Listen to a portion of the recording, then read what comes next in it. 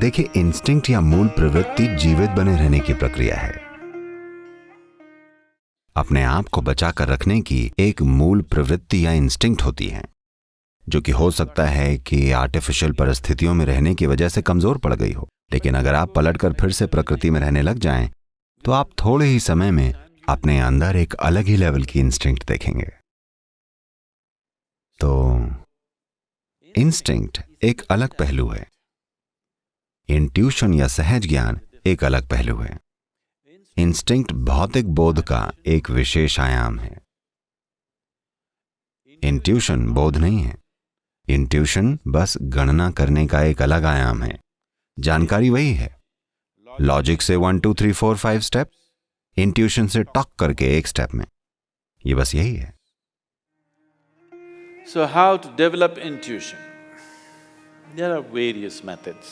तो इंट्यूशन को कैसे विकसित किया जाए, इसके कई तरीके हैं। जो शांभवी महामुद्रा आप करते हैं वो निश्चित रूप से आपका इंट्यूशन बढ़ाती है, पर जानबूझकर इसे बढ़ाने की कोशिश मत कीजिएगा, नहीं तो आप अंदाजे लगाने लग जाएंगे। अंदाजा लगाना इंट्यूशन नहीं है। इंट्यूशन मतलब आपको बिल्कुल पता है, साफ पता है, इतना कि आप इस पर अपना जीवन दांव लगा सकते हैं। अंदाजे वाला काम आपको बहुत सारे कंफ्यूजन की ओर ले जाएगा। अरे ये मेरी गट फीलिंग है। कुछ लोग ऐसे होते हैं, उनका पेट हमेशा कुछ बोलता रहता है। मुझे लगता है शायद खराब खाने की वजह से। तो इंट्यूशन को विकसित करने के कुछ खास तरीके मौजूद हैं। योग के कुछ खास सिस्टम हैं जिनका झुकाव पूरी तरह से बाईं ओर है।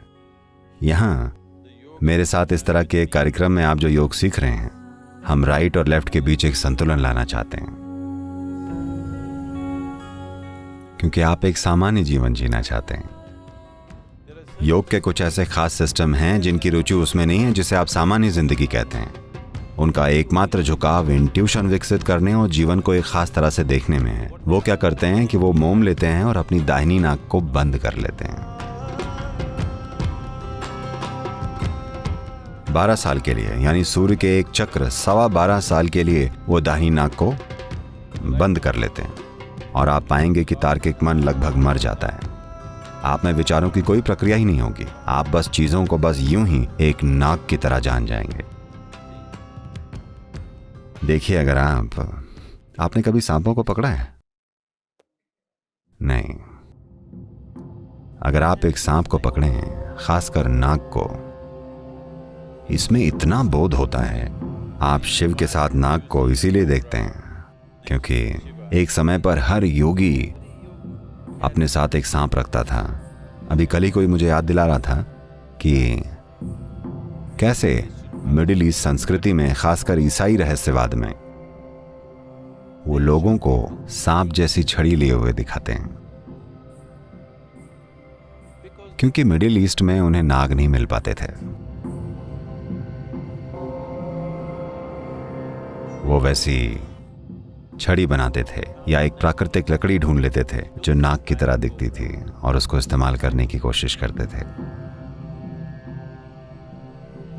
आप मूसा को एक सांपनुमा छड़ी पकड़े हुए देखते हैं, और भी कई जगह हैं।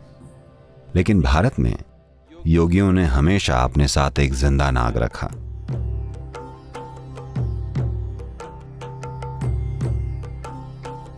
क्योंकि उसका बोध जबरदस्त होता है।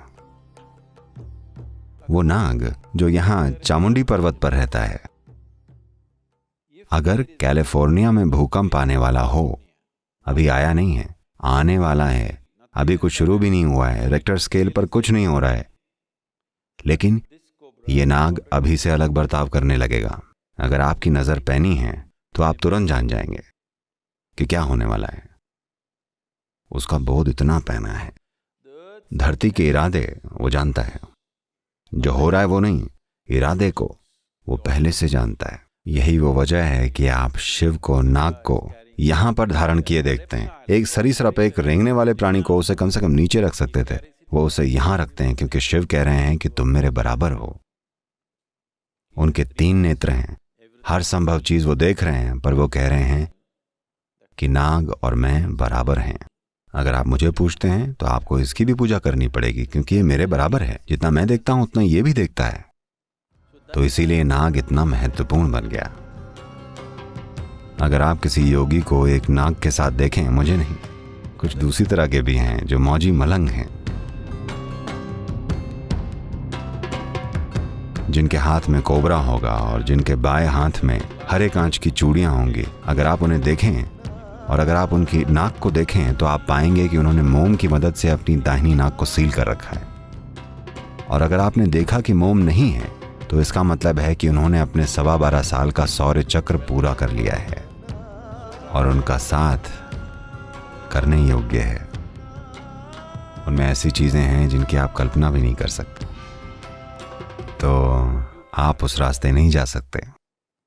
आप क्या कर सकते हैं कि The simple practice of Shambhavi definitely opens up that dimension. आप शांभवी का सरल अभ्यास करें जो निश्चित रूप से उस आयाम को खोलता है।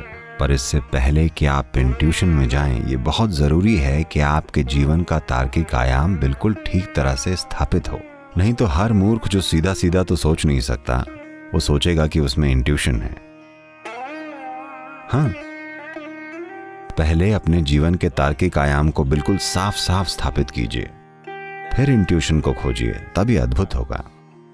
पर लॉजिक को स्थापित किए बिना अगर आप इंट्यूशन में जाने की कोशिश करेंगे तो आप बस कंफ्यूजन की दुनिया में चले जाएंगे।